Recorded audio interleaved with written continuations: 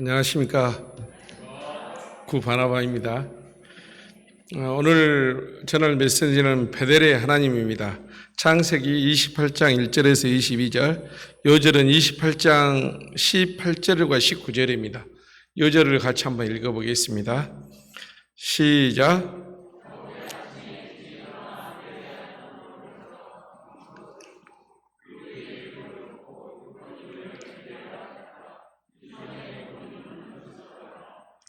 제가 기도하겠습니다. 하나님 아버지 감사합니다.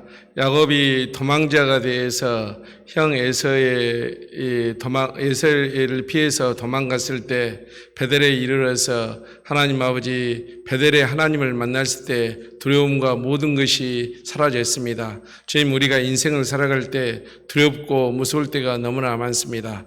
하나님께서 베델의 하나님이 되셔서 우리를 만나 주실 때 우리가 이런 모든 문제를 극복하고 해결할 수 있음을 믿습니다. 주님, 저희들의 심령에 베델의 하나님을 만나는 시간으로 축복하시기를 기도합니다. 예수님 이름으로 기도하였습니다. 아멘. 오늘 말씀은 장자의 축복을 빼앗긴 형 에서가 미움으로 동생 야곱을 죽이고자 합니다. 야곱은 더 이상 에서와 부모님 집에 살 수가 없어 혼자 머나먼 길을 떠나야 했습니다. 야곱은 혼자 애롭고 두려운 시기에 사닥다리 환상을 통해 베델의 하나님을 만나게 됩니다. 하나님은 야곱을 인격적으로 만나주시고 어디로 가든지 항상 함께 하시겠다고 약속하셨습니다. 우리 모두도 야곱과 함께 하신 베델의 하나님을 만나는 시간이 되기를 기도합니다. 파트 1, 도망자 야곱. 이삭과 리브가는 에서와 야곱을 사랑으로 키웠습니다. 특히 에서와 야곱은 할아버지 아브라함과 아버지 이삭의 신앙을 배우면서 믿음의 가정에서 잘 자랐습니다. 큰아들 에서는 익숙한 사냥꾼이었으므로 들 사람이 되고 야곱은 조용한 사람이었으므로 장막에 거주하였습니다. 에서와 야곱의 축복의 정탈전이 발생하였습니다. 첫째는 야곱이 팥죽과 떡을 형 에서에게 주어 형의 장자 직분을 얻게 되었습니다. 두 번째는 아버지 이삭이 나이가 많아 죽게 될 것 같아 큰아들 에서를 불러서 사냥하여 잡은 요리한 고기를 먹고 큰아들 에서에게 장자의 축복을 주고자 했습니다. 그런데 이삭이 그의 아들 에서에게 말할 때에 리브가가 이 말을 들었습니다. 리브가는 이삭의 장자의 축복을 둘째 아들 야곱에게 주고자 했습니다. 리브가는 이삭이 좋아하는 맛있는 음식을 요리하고 야곱은 에서처럼 털이 많은 사람으로 만들어 아버지의 장자 축복을 받았습니다. 그 축복으로 말미암아 에서가 야곱을 미워하여 내 아우 야곱을 죽여 그동안 쌓였던 한을 풀고자 했습니다. 야곱은 장자의 축복을 받았지만 형 에서를 피해 도망가는 비참한 도망자가 되었습니다. 하루아침에 편안한 가정을 버리고 형에게 죽임 당할 것 같은 도망자의 신세가 된 야곱의 심정은 어떠했겠습니까? 파트 2, 꿈을 꾼 야곱. 야곱의 형 에서의 눈을 피해 먼 곳으로 도망가는 도망자가 바로 야곱이었습니다. 야곱이 브엘세바를 떠나 하란으로 향하여 가더니 야곱은 아버지 이삭의 방향을 따라 어머니 고향인 하란으로 가게 되었습니다. 당시 야곱이 살던 곳은 브엘세바였고 애삼촌 나반이 사는 곳은 하란이었습니다. 브엘세바에서 하란까지는 약 800km나 떨어진 먼 거리입니다. 서울에서 부산까지가 약 400km입니다. 따라서 브엘세바에서 하란까지 가려면 서울에서 부산까지 왕복해야 하는 거리입니다. 하루에 30km씩 걷는다 해도 약 한 달 정도 걸리는 먼 거리입니다. 야곱은 언제 어디서 형 에서가 공격할지 모르는 상태로 발걸음을 재촉하여 도망갔습니다. 편한 발걸음이 아니라 누군가 나를 죽이려고 할 때 얼마나 두렵고 무섭겠습니까? 세계에서 가장 빠른 사나이인 우사인 볼트처럼 달릴 때 야곱의 온몸이 땀에 흠뻑 젖어 있었습니다. 달리고 달려 최대한 멀리 형 에서로부터 벗어나고 싶었습니다. 야곱이 마침내 브엘세바를 따라 하나로로 가다가 한 곳에 이르러 해가 지고 밤이 되었습니다. 사방은 캄캄하고 혼자라는 애로움과 무서움이 다가왔습니다. 야생동물이 우는 소리가 형 에서가 자기를 찾고 있는 문성처럼 들릴 때 몸이 부들부들 떨었습니다. 야생동물의 웃음소리가 귓가에 들릴 때 괜히 개고생한다는 슬픔의 생각도 들었습니다. 지금은 여기가 어딘지도 모른 낯선 곳에서 한 돌을 가져다 베개를 삼고 누웠습니다. 아무런 보호도 없는 맨 땅에 누워 돌 베개를 베고 야곱은 너무나 피곤하여 잠이 들었습니다. 12절을 한번 다 같이 읽어보겠습니다. 12절 시작.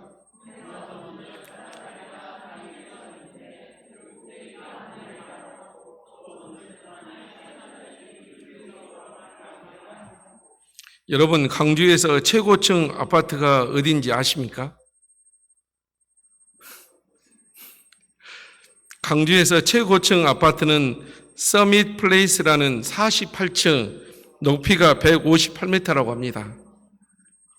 이런 아파트는 고가 사다리를 이용해도 쉽게 접근하기가 어렵다고 합니다. 그런데 야곱이 꿈에서 본 사닥다리는 48층 정도가 아니라 그 끝이 하늘까지 연결되어 있었습니다. 그리고 하나님의 사자들이 그 위에서 오르락 내리락 하고 있었습니다. 하나님은 왜 이 시점에서 사닥다리의 환상을 야곱에게 보여주셨을까요? 야곱은 모든 사람들 관계가 단절됐다고 생각했습니다. 존경하는 부모님과의 관계, 형과의 관계 등 모든 관계가 다 끊어졌다고 생각했습니다. 한마디로 사방이 막혀 어떤 누구에도 도움을 받을 수가 없었습니다. 그러나 하나님은 세상 모든 문은 막혔지만 하늘문이 열려있다는 환상을 보여주셨습니다. 하나님과 대화의 통로는 활짝 열려 있었습니다. 야곱은 자신이 도망자 신세에 대한 애로움, 죽음에 대한 두려움, 미지 세계에 따른 걱정과 염려 속에 벗어날 수가 없었습니다. 그러나 야곱은 하늘의 하나님과 연결되어 있으므로 외로움, 두려움, 걱정과 염려 등에서 벗어나 하나님과 함께한 인생이었습니다. 야곱은 결코 혼자가 아니었습니다. 하나님이 함께하고 계셨습니다.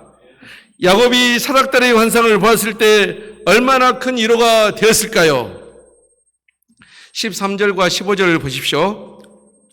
또 본즉 여호와께서 그 위에 서서 이르되 나는 여호와니라 너희 조부 아브라함의 하나님이요 이삭의 하나님이라 네가 누워있는 땅을 내가 내 자손에게 주리니 내 자손이 땅의 티끌같이 되어 네가 서쪽과 동쪽과 북쪽과 남쪽으로 퍼져나갈지며 땅의 모든 족속이 너와 내 자손을 말미암아 복을 받으리라.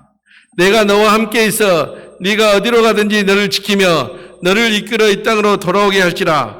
내가 네게 허락한 것을 다 이루기까지 너를 떠나지 아니하리라 하신지라. 여기에서 야곱에게 가장 필요한 것이 무엇일까 한번 생각해 보았습니다. 하나님께서 내가 누워있는 땅을 너와 내 자손에게 준다. 또 내 자손이 땅의 티끌같이 되어 사방으로 퍼져나가고 모든 족속이 너와 내 자손으로 복을 받으리라. 땅, 자손, 모든 족속의 복도 중요하지만 야곱이 가장 듣고 싶은 말은 15절이라고 생각이 듭니다. 15절을 다 같이 한번 읽어보겠습니다. 15절 시작.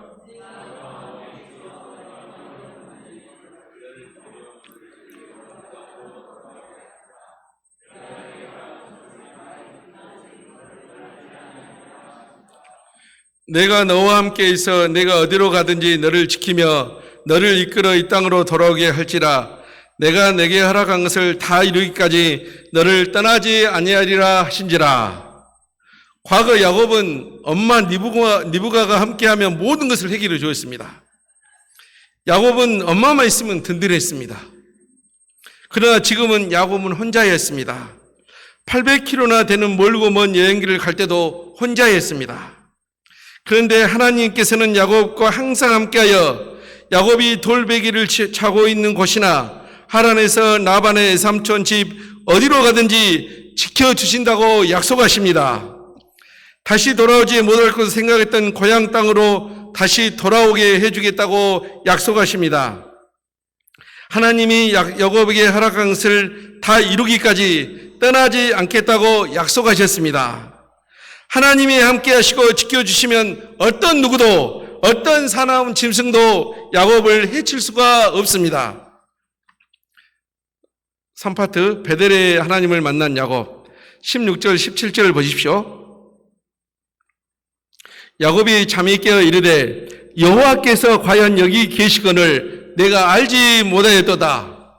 이에 두려워 이르되 두렵도다 이곳이여 이것은 다름 아닌 하나님의 집이요 이는 하나님의 문이로다 하고, 야곱은 돌베개를 가지고 누웠던 곳에 하나님이 계신 줄 상상하지 못했습니다.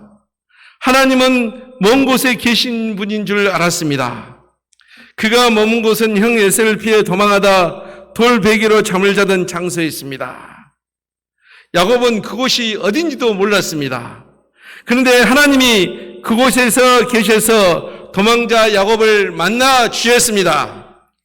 야곱처럼 우리들의 인생이 살아갈 때 예기치 않는 어려움과 환난이 다가옵니다.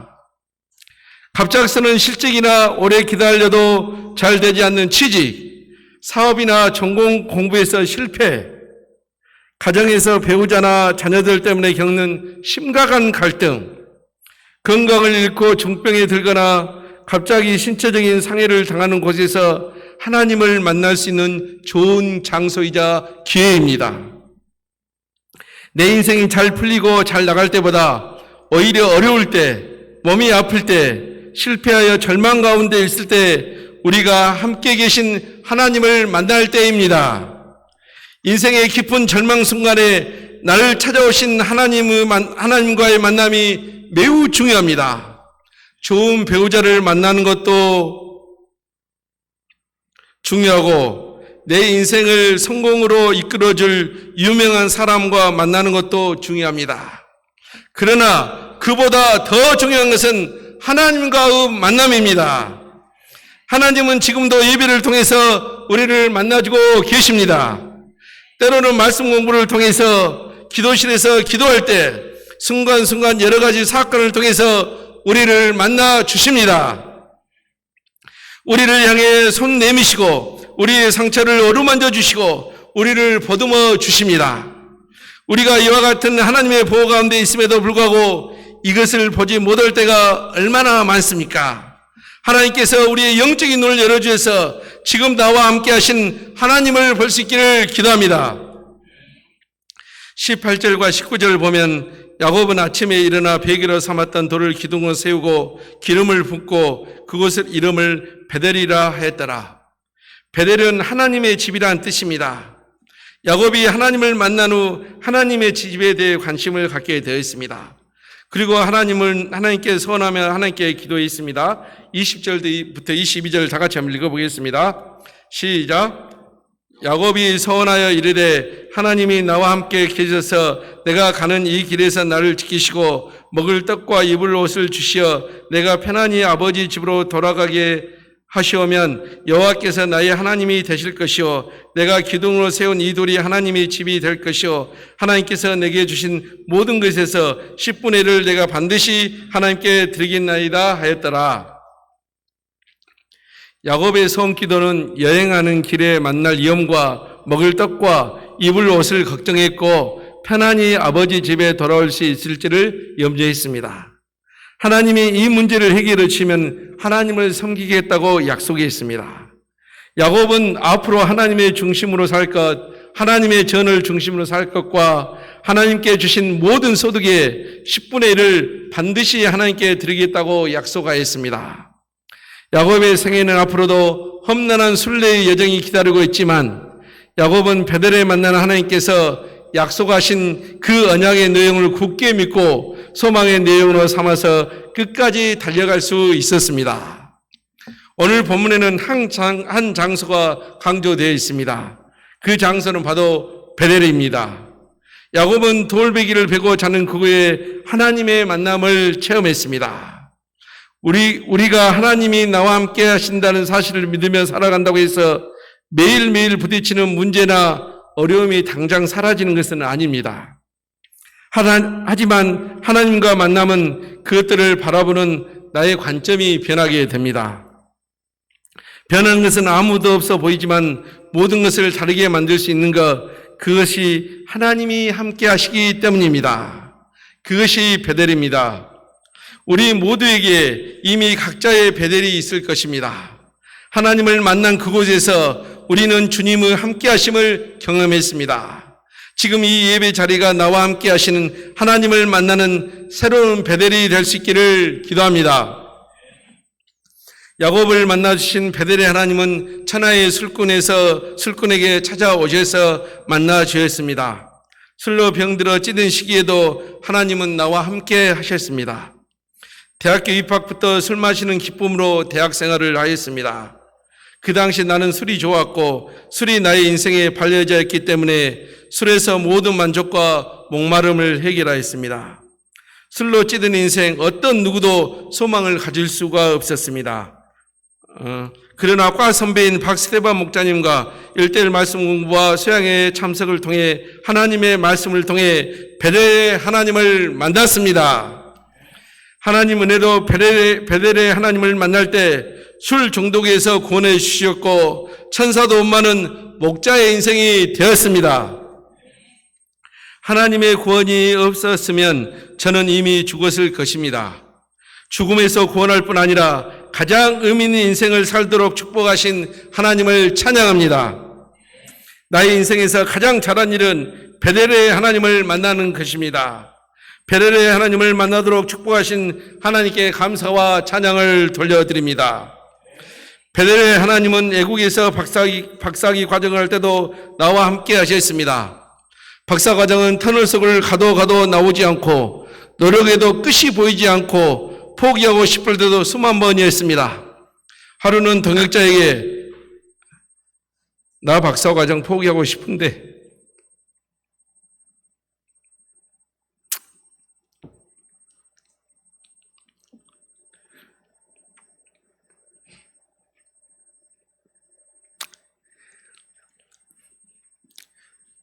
어떻게 생각하냐고 질문을 던졌습니다.